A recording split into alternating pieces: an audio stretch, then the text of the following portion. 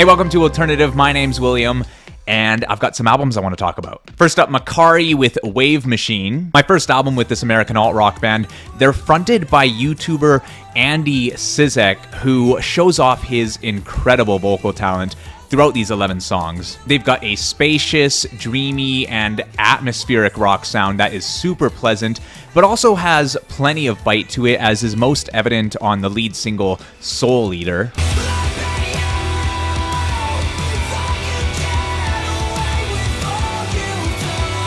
The best this album has to offer is with the singles. The opener, Eternity Leave, is a favorite with this wonderfully angst-driven sing-along hook. Breakers is a great showing of their more spacious and dreamy side, but the chorus picks up the pace for a very infectious pull. And the song that really brought these guys to the forefront of my attention, Closer, is just so sweet, so catchy.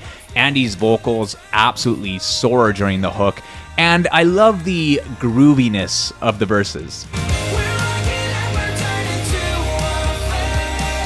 The deep cuts definitely don't jump out as much, but it's an overall solid showing, and I hope to hear more from these guys in the future. Next up, Krooked Kings with Shiver. Less than a year since their last album, this indie alternative band out of Utah is back with 8 new songs that have me continuing to fall more in love with their sound. The mood they create with their music is enchanting. They've got the soft-sung vocalist, the tight and snappy drum work, and an all-around instrumental grace and maturity that is so tasteful. It's an easy group of songs to get lost in, a largely laid-back sound that makes for some nice, relaxed listening, but where they capture me the most is with their infectious melodies that give some of these songs that extra lift of feeling.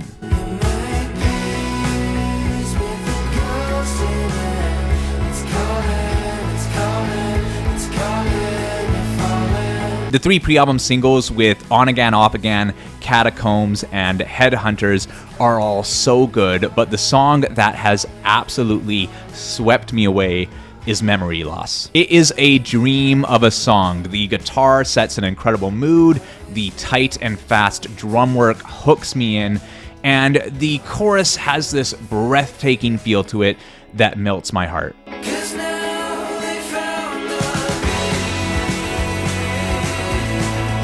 Next up, we have Opus Orange with Waves. This is an indie project led by composer Paul Bessenbacher. I caught onto them a few years ago with their album Object Lessons, and a song off that called The Burning Question really left a mark on me.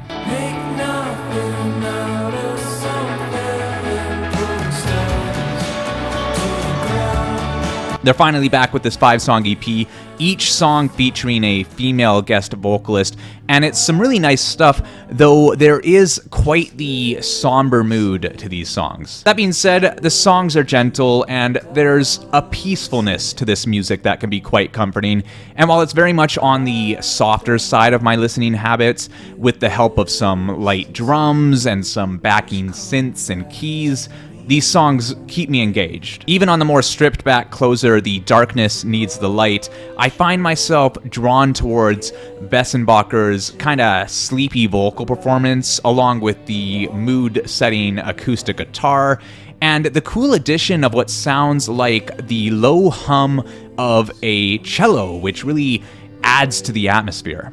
The darkness needs the light. Next up, a new band in my life, Night Verses, with Every Sound Has a Color in the Valley of Night. Quick shout out to the Southern Cali instrumental trio on Equal Vision Records. I don't listen to much instrumental music, but I gotta give these guys props for the larger-than-life sound they show off on this album.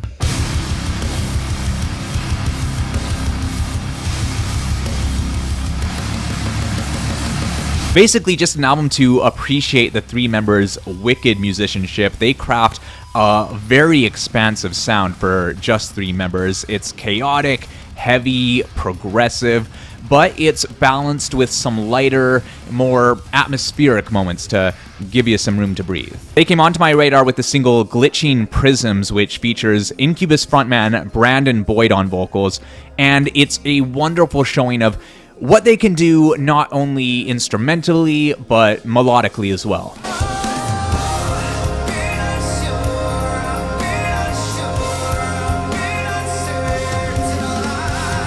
And for any Circa Survive fans out there, there's also an Anthony Green feature, which is pretty cool too. And last of this group, we have Haleluya Hailu with Eternally Yours. This is a young indie artist out of my home city of Vancouver, BC, and I'm very charmed with what she's giving us on this 7-song mini album. It's an indie pop sound with a bit of soul in her vocal performance. She's got a backing band that complements these songs in just the right way with tight drum work, breezy guitar, and some synths that add some extra flavor. And she pulls off some wickedly infectious hooks. Pinball is a highlight as it rides out this touching mood and just wraps you up in the embrace of its chorus melody.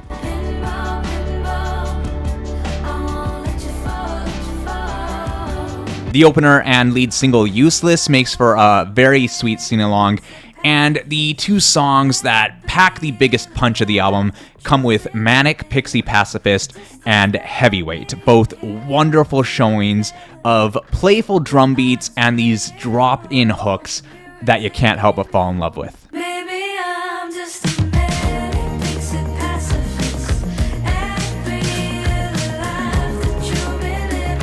That's all I've got for now. Go check these albums out. Let me know what you think. I'll see you next time.